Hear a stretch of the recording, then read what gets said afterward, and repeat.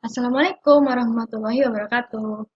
Perkenalkan, saya Nurlatif Andriana, NPM 249 dari Prodi Manajemen UPN Veteran Jawa Timur. Pada kesempatan kali ini, saya akan menjelaskan beberapa penerapan fungsi pada ekonomi di mata kuliah Matematika Bisnis Fakultas Ekonomi dan Bisnis. Yang pertama yakni keseimbangan pasar atau equilibrium. Keseimbangan pasar adalah sebuah kondisi ketika terjadi keseimbangan antara jumlah produk atau jasa yang diminta maupun yang ditawarkan dalam harga tertentu. Harga keseimbangan pasar terbentuk karena adanya proses tawar-menawar antara penjual menaikkan harganya dan pembeli menurunkan harganya. Jadi, titik E ini merupakan titik keseimbangan pasarnya. Dan cara mencari keseimbangan pasar, kita bisa menggunakan rumus QD sama dengan QS. Mari kita coba contoh penerapannya. Tapi, sebelum kita masuk ke penerapannya, ada dua fungsi yang harus kita ketahui sebelum kita mencari keseimbangan pasar. Yang pertama adalah fungsi permintaan, di mana fungsi permintaan ini berasal dari titik kiri atas ke kanan bawah. Sementara yang kedua yakni fungsi penawaran, di mana titiknya dari kiri bawah ke kanan atas. Jadi terbuka seperti ini. Ada dua rumus yang diperlukan dalam penerapannya. Mari kita langsung ke contohnya. Dalam suatu pasar, diketahui fungsi permintaan QD sama dengan 445 min 2P. Pada saat harga 300, penawaran barang 75 unit. Ketika harga naik menjadi 500, penawaran menjadi 85 unit. Besar harga keseimbangan adalah, jadi di sini yang ditanyakan adalah PE. Ya, harga keseimbangan. Sementara kita tahu rumus mencari harga keseimbangan adalah QD sama dengan QS. Nah, kita udah tahu nih QD-nya di sini, udah ada. Sekarang kita cari yang QS. Cara mencari QS adalah dengan cara ini ya. Kita cari fungsinya. P min P1 per P2 min P1 sama dengan Q min Q1 per Q2 min Q1. Yang mana hasilnya akan kita ketahui QS sama dengan 5P plus 60. Lalu, kenapa sih ini kok nolnya nggak ada ya? Ini juga nggak ada. Jadi, di awal kita emang udah coret nolnya agar memudahkan dalam pengerjaan. Lalu kita masukkan ke rumus harga keseimbangan, QD sama dengan QS. Ketemulah hasilnya P sama dengan 55. Jadi, harga keseimbangannya adalah 55. Mari kita lanjut ke materi selanjutnya. Surplus konsumen adalah selisih antara harga maksimum yang rela dibayar konsumen dengan harga yang sebenarnya dibayar oleh konsumen. Jadi gimana sih maksudnya? Jadi semisal nih, teman-teman mau beli minuman boba. Nah, teman-teman udah bawa uang 50.000. Terus pas udah beli atau sampai di tempatnya, ternyata minuman boba yang teman-teman inginkan itu cuma seharga 20.000. Jadi kan ada kembalian senilai 30.000. Nah, 30.000 ini merupakan surplus konsumennya. Surplus konsumen teman-teman. Ya. Jadi ini harga maksimum yang teman-teman rela bayar. Jadi teman-teman ini kan bawa uang 50.000. Nah, teman-teman bersedia kan kalau mau membayar 50.000. Tapi kalau udah lebih dari 50.000, misalnya 51.000, 52, teman-teman udah nggak mau. Nah, itu namanya batas P maksimum. Jadi disinilah harga yang 20.000 tadi. Terus cara mencari surplus konsumen bisa pakai rumus segitiga siku-siku. Rumus luas segitiga, ya kan? Yuk kita lihat contoh. Bila diketahui fungsi permintaan dari suatu produk adalah PS sama dengan 150 min Q, hitunglah besarnya surplus konsumen jika harga pasarnya 120 per unit. Jika harga pasarnya turun jadi 100 per unit, hitunglah surplus konsumen yang baru. Gambarkan butir A dan B dalam satu diagram. Karena kita tadi menggunakan rumus segitiga, teman-teman, luas segitiga lebih tepatnya untuk cari surplus, kita eh, cari garis dari fungsi permintaannya dulu.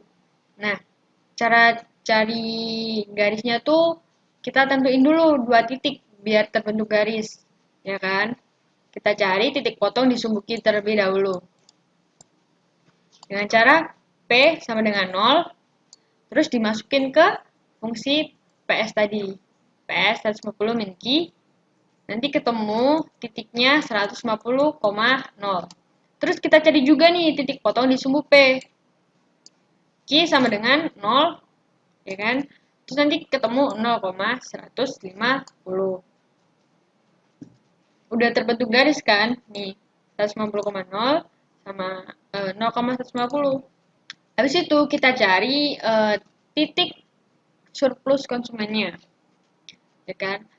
P-nya udah ada nih, P-nya diminta 120. Kita masukin ke persamaan fungsi tadi. Ketemu Q-nya 30, jadi titiknya 30,120. Mana nih? 30 sama 120. Ini kan, kita tarik garis set. Nah, ini dia surplus konsumennya. Kan ini udah segitiga. Kita cari alas kali tinggi bagi 2. Alasnya kan ini, dari 0 ke 30. Jadi alasnya 30. Lalu tingginya kan ini 150 sampai 120. Nah, ini kita kurangin teman-teman. Jadi 150 kurangi 120 dibagi 2 hasilnya 450. Jadi surplus konsumen jika harganya 120 itu 450.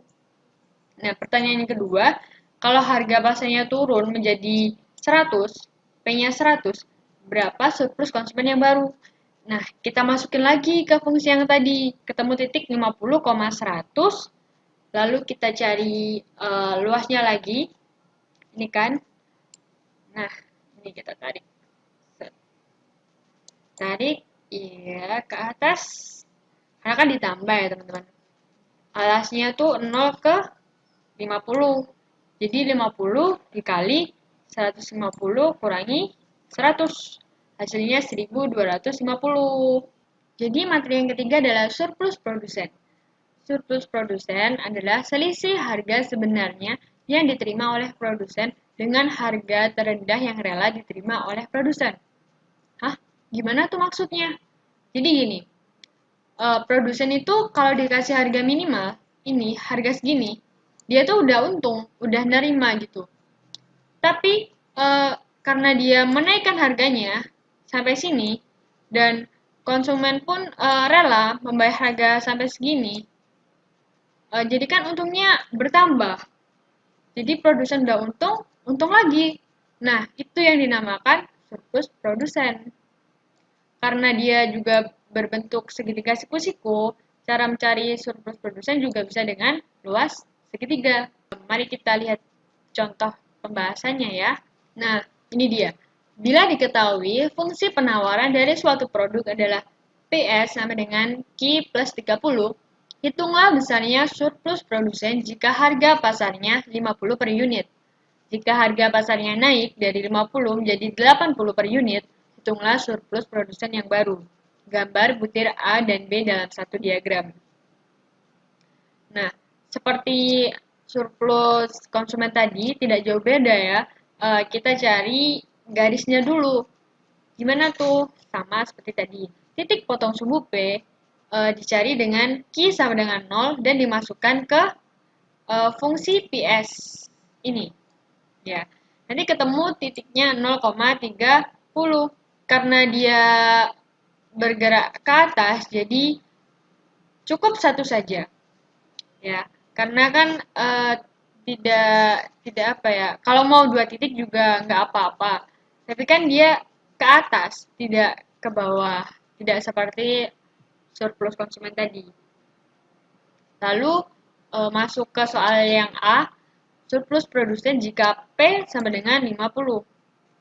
P-nya kita masukkan ke fungsi PS tadi, PS sama dengan Q plus 30. Ketemu titiknya 20,50.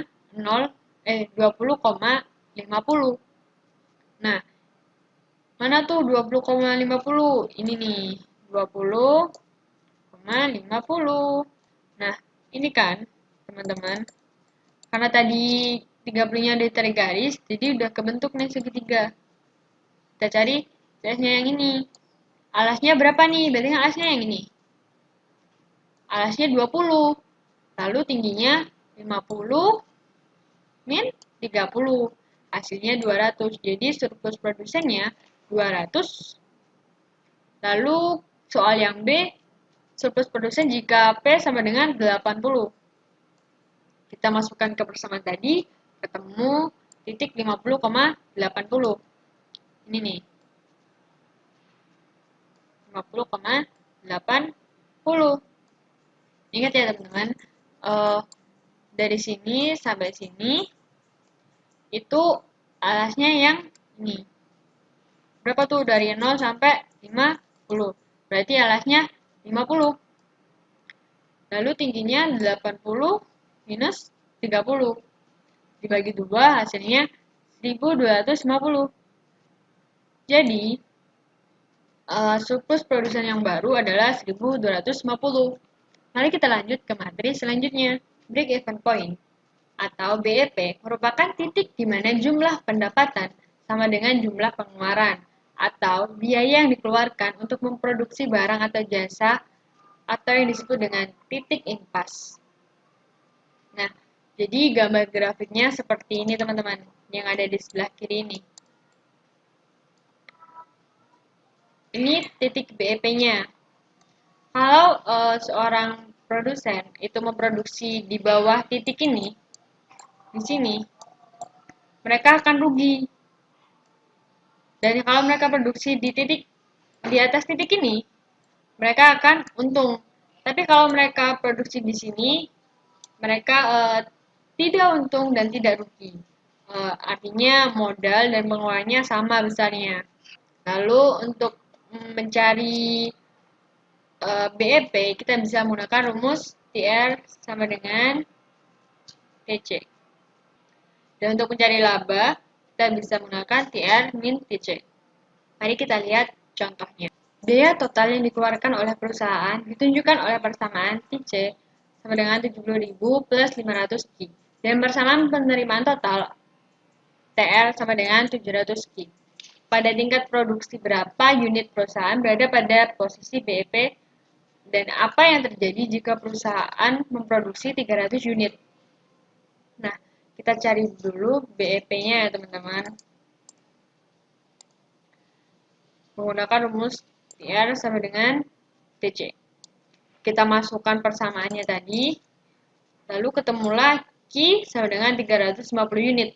Jadi, perusahaan akan BEP pada produksi 350 unit.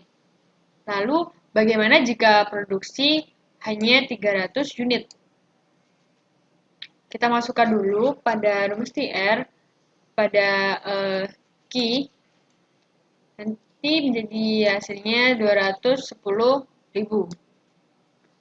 Nah, kalau sudah ketemu, kita cari juga pada TC, kita masukkan pada Q, lalu ketemulah 220.000.